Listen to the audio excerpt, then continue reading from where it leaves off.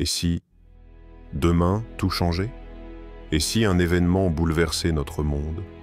Un signe, si clair et si puissant que plus rien ne serait comme avant? Nous avons entendu parler d'Al-Mahdi. Nous avons vu des signes se multiplier. Mais une question demeure. Sommes-nous prêts? Mufti Menk nous avertit. L'apparition d'Al-Mahdi ne sera pas une fin, mais un début. Et seuls ceux qui auront préparé leurs âmes pourront marcher à ses côtés. As-tu vraiment pris le temps de te préparer? 1. La prophétie qui pèse sur le monde. Il y a des moments dans l'histoire où tout bascule. Des périodes où l'ombre et la lumière semblent se livrer un combat décisif.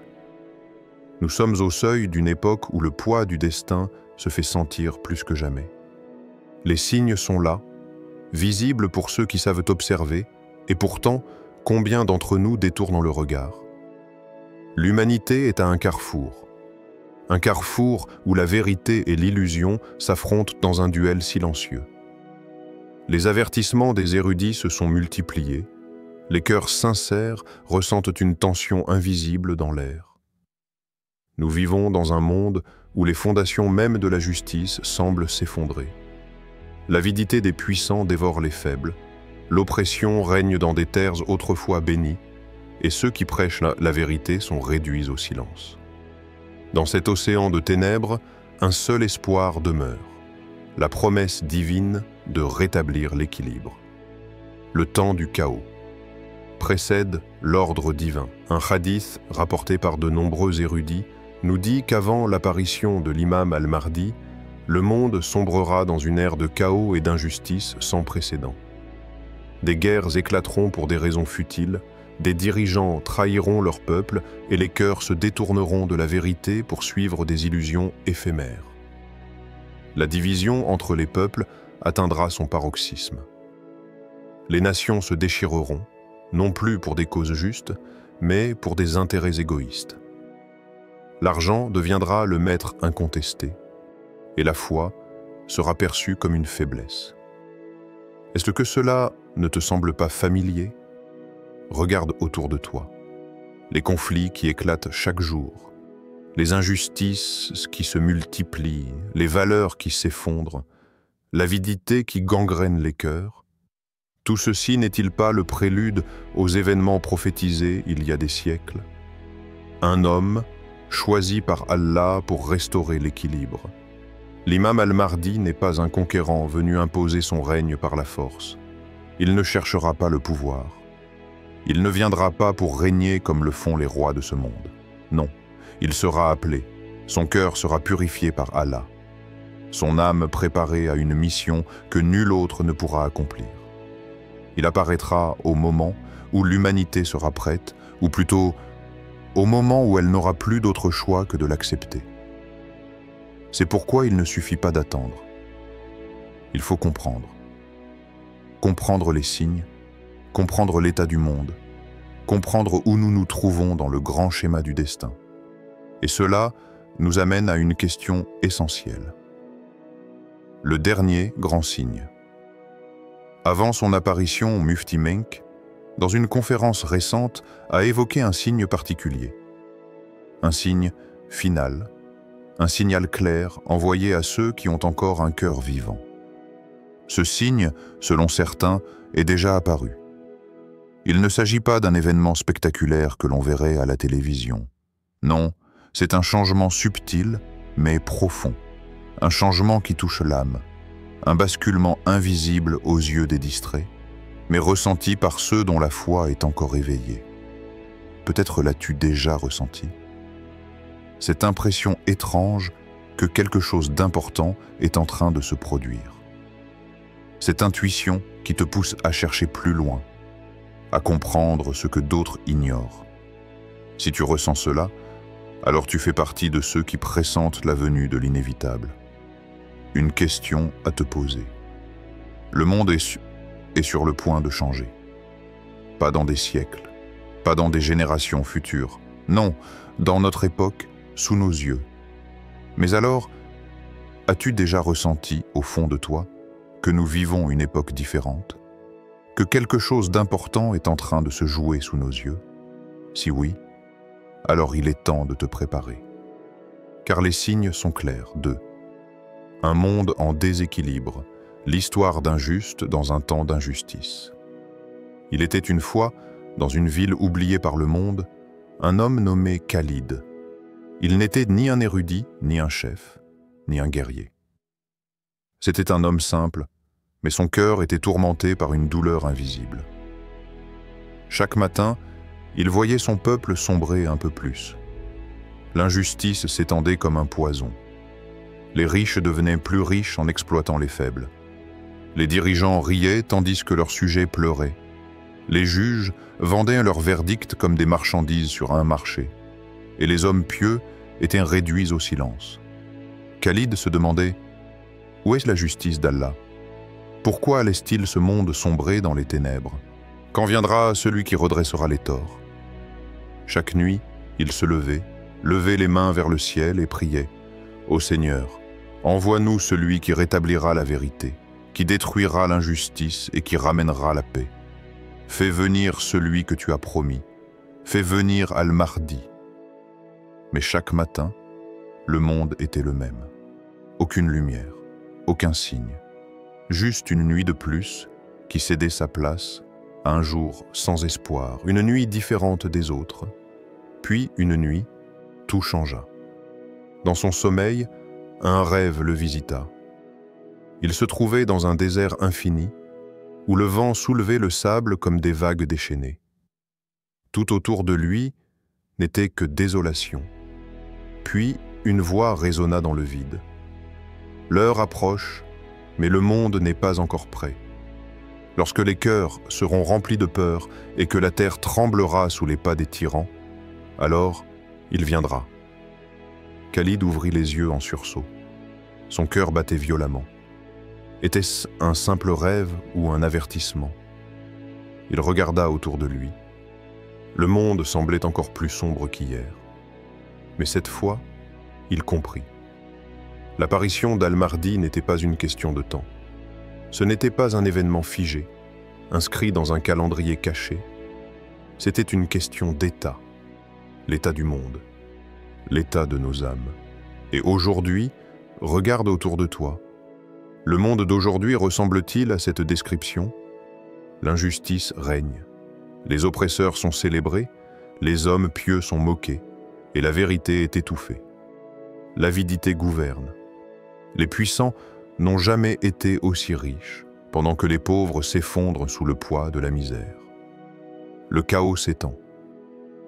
Les guerres éclatent pour des raisons absurdes. Les familles se brisent et la morale disparaît, remplacée par le désir et l'égocentrisme. Si nous vivons dans un monde si semblable à celui que Khalid voyait, alors la question n'est plus « quand ?» mais « sommes-nous prêts ?» La venue d'Al-Mahdi dépend de nos cœurs. Al-Mahdi ne viendra pas pour une génération qui a oublié Allah. Il ne viendra pas pour un peuple qui ne cherche pas la vérité. Il apparaîtra lorsque l'injustice aura atteint son sommet, mais aussi lorsque ceux qui cherchaient la justice auront prouvé qu'ils sont dignes de le suivre.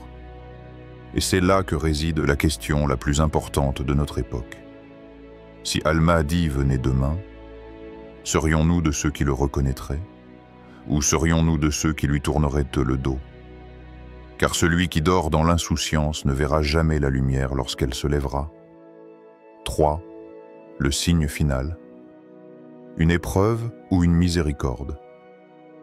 Il y a des moments où l'histoire bascule, des instants où la vérité et le mensonge s'affrontent pour la dernière fois. Des périodes où l'épreuve et la miséricorde sont si proches qu'elles semblent se confondre. Mufti Menk l'a souligné. Avant l'apparition d'Al-Mahdi, un dernier grand signe viendra éprouver l'humanité. Une épreuve d'une telle intensité que même les cœurs les plus solides vacilleront. Ce signe final ne sera pas un simple événement. Ce sera un point de rupture, un moment où les masques tomberont, où les intentions réelles des hommes seront révélées, où chacun devra choisir son camp. L'épreuve qui dévoile les cœurs. Quel sera ce signe? Nous ne le savons pas avec certitude. Mais les anciens textes et les paroles des sages nous donnent des indices. Un conflit global qui embrasera le monde entier, un effondrement économique qui précipitera l'humanité dans le chaos, un événement céleste, un message venu des cieux que seuls ceux qui ont des cœurs purs comprendront. Quelle que soit sa forme, une chose est certaine, beaucoup ne le reconnaîtront pas. Certains y verront un simple hasard, d'autres nieront jusqu'à leur dernier souffle, et d'autres encore seront paralysés par la peur, incapables de comprendre ce qui se passe. C'est là le vrai danger. Mufti Menk nous rappelle une vérité profonde. Celui qui prépare son cœur à la vérité verra la lumière, mais celui qui est aveuglé par ce monde ne verra que le chaos. L'épreuve ne sera pas seulement dans l'événement lui-même, mais dans la manière dont nous y réagirons. Une épreuve ou une miséricorde? Ce dernier signe sera-t-il un châtiment pour l'humanité? Ou bien sera-t-il une dernière chance offerte par Allah? Cela dépend du regard que nous posons dessus. Regarde le passé. Noé, a vu le déluge, mais pour lui, ce n'était pas une destruction, c'était le début d'un monde purifié. Moïse, Musa, a vu la mer Rouge s'ouvrir. Mais pour lui, ce n'était pas un miracle, c'était un chemin vers la liberté. Et toi, si ce signe venait demain, le verrais-tu comme une malédiction ou comme un appel d'Allah? Les épreuves ne sont pas là pour nous briser. Elles sont là pour révéler qui nous sommes réellement. Sommes-nous prêts? Nous vivons une époque où tout semble s'accélérer. Les injustices augmentent, les valeurs disparaissent, les cœurs s'endurcissent. Mais peut-être que ce n'est pas un hasard. Peut-être que tout cela est une préparation. Préparation pour ceux qui seront prêts à suivre la vérité. Préparation pour ceux qui purifieront leur âme avant qu'il ne soit trop tard. Préparation pour ceux qui, lorsqu'ils verront ce dernier signe, sauront immédiatement ce qu'il signifie. Et la seule question qui reste est la suivante. Où en est ton cœur? Ressens-tu cet appel à te rapprocher d'Allah avant qu'il ne soit trop tard? 4. L'histoire d'un homme qui a reçu un signe, mais trop tard. Rachid vivait comme si ce monde était éternel. Il voyait les injustices, mais il détournait le regard. Il entendait les avertissements, mais il se disait « ce n'est pas encore pour maintenant ». Il ressentait, au fond de lui, un malaise, mais il le noyait dans le bruit du quotidien. Il avait le temps, toujours une excuse, toujours une raison de remettre à plus tard, toujours une illusion que demain serait comme aujourd'hui. Jusqu'à cette nuit-là, le cauchemar devient réalité, c'était une nuit ordinaire. Rachid s'endormit paisiblement, bercé par la routine d'une vie sans remise en question. Mais au beau milieu de la nuit, il se réveilla en sursaut. Son cœur battait violemment. Un bruit assourdissant résonnait dehors. Un son qu'il n'avait jamais entendu auparavant. Des cris, des hurlements, une panique qu'il ressentit jusqu'au fond de son âme. Il ouvrit la fenêtre, et ce qu'il vit le glaça d'effroi. Un monde méconnaissable, le ciel n'était plus le même. Une lueur étrange l'embrasait, sombre et irréelle. Les rues étaient en chaos, les gens couraient sans direction, comme si leur âme cherchait un refuge. Rachid sentit une angoisse qu'il ne connaissait pas, une angoisse venue d'ailleurs. Son corps se figea, son souffle se coupa, et son cœur comprit. Le signe était là. Celui que l'on attendait, celui dont on parlait, mais auquel personne ne prêtait vraiment attention. Il était arrivé, et il n'y avait plus de retour en arrière. Le poids du regret. Dans un mélange de peur et de confusion, Rachid tenta de se convaincre. Non, c'est impossible. Ça doit être un phénomène naturel. Peut-être que je rêve encore. Mais non, tout était trop réel. Il pensa à ces sermons qu'il avait ignorés, à ces rappels qu'il avait repoussés, à ces signes qu'il avait méprisés. Et soudain, une vérité le frappa comme un coup de tonnerre. Il était trop tard. L'heure était venue et il ne s'était pas préparé. Rachid tomba à genoux. Une vague de regret l'engloutit. Il aurait donné tout l'or du monde pour revenir en arrière, pour avoir une seule journée de plus, pour prononcer une seule prière sincère, mais le temps des choix était terminé. Et nous, cette histoire de Rachid, est-ce que seulement la sienne? Ou bien, est-ce que celle de tant d'entre nous? Combien d'avertissements avons-nous ignorés? Combien de rappels avons-nous laissé s'effacer dans notre esprit? Combien de fois avons-nous dit « J'ai encore le temps », mais qui nous a promis un demain? Qui nous assure que le dernier signe ne se lèvera pas alors que nous sommes encore endormis? Sommes-nous comme Rachid, à attendre sans agir? Ou sommes-nous prêts à ouvrir nos cœurs avant que le dernier signe n'apparaisse? 5. Ce que nous devons faire avant qu'il ne soit trop tard. Mufti Menk nous donne une clé essentielle. L'apparition d'Al-Mahdi n'est pas une fin, c'est un début. Mais seuls ceux qui auront préparé leurs âmes pourront marcher à ses côtés. Cette phrase, puissante et profonde, devrait nous faire trembler. Car combien d'entre nous attendent un signe, mais négligent l'état de leur propre âme? Combien se disent croyants, mais vivent comme si Allah n'existait pas dans leur quotidien? La question n'est pas « quand Al-Mahdi apparaîtra-t-il » La vraie question est « serons-nous prêts lorsqu'il apparaîtra ?»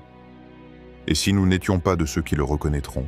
Et si nous étions trop attachés à ce monde pour voir la vérité sous nos yeux? Le danger n'est pas l'ignorance, c'est la négligence. C'est remettre à plus tard ce qui aurait dû être fait hier, les clés de la préparation. Alors que devons-nous faire avant qu'il ne soit trop tard? Voici 3 engagements, 3 portes que nous devons franchir dès maintenant.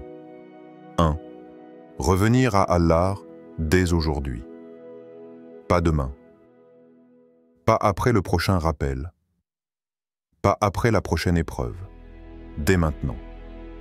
Revenir à Allah, c'est se détourner des distractions et réaligner son cœur avec sa lumière. C'est de faire un premier pas sincère vers lui, c'est se repentir sans attendre, c'est redonner une place centrale à la prière, au dhikr, à la méditation spirituelle. Car ceux qui tardent perdront d'eux. Purifier notre cœur de la négligence et des péchés. Chaque péché, chaque négligence alourdit le cœur. Et un cœur alourdi ne voit pas la vérité, même si elle est juste devant lui. Quels sont nos péchés secrets? Quelles sont ces habitudes qui nous éloignent d'Allah? Quels sont ces attachements à ce monde qui nous aveugle? Nous devons éliminer ces chaînes avant qu'elles ne nous entraînent dans l'obscurité. 3. Ne pas attendre un signe, mais être un signe vivant de la foi. Certains attendent un miracle pour croire. D'autres attendent une épreuve pour se réveiller. D'autres encore attendent l'apparition d'Al-Mahdi pour changer. Mais, et si nous étions morts avant? Et si notre épreuve personnelle était déjà là? Et si nous devions être nous-mêmes un signe de la foi avant l'apparition d'Al-Mahdi? Car Allah ne nous demande pas d'attendre, il nous demande d'agir. Être un signe vivant, c'est être un rappel pour ceux qui doutaient, être une lumière pour ceux qui cherchent, être une preuve que la foi est bien vivante, ici et maintenant. Une prière avant qu'il ne soit trop tard. Prenons un instant, respirons profondément, fermons les yeux et récitons avec sincérité cette prière. Ô Allah, fais de nous des croyants éveillés, ne nous laisse pas être de ceux qui dorment, alors que les signes sont clairs. Garde nos cœurs purs et nos âmes attachées à toi. Avant que l'illusion de ce monde ne nous engloutisse, guide-nous vers la lumière. Avant que l'obscurité ne nous prenne, aide-nous à voir la vérité. Avant qu'il ne soit trop tard. Amen. Es-tu prêt? Ce moment, ici et maintenant, est un choix. Seras-tu de ceux qui attendent ou de ceux qui se préparent? Seras-tu de ceux qui ignorent ou de ceux qui éveillent en leur âme? Seras-tu de ceux qui reconnaîtront le signe final ou de ceux qui passeront à côté? Le temps n'attend pas. Allah nous appelle. La vraie question est allons-nous lui répondre?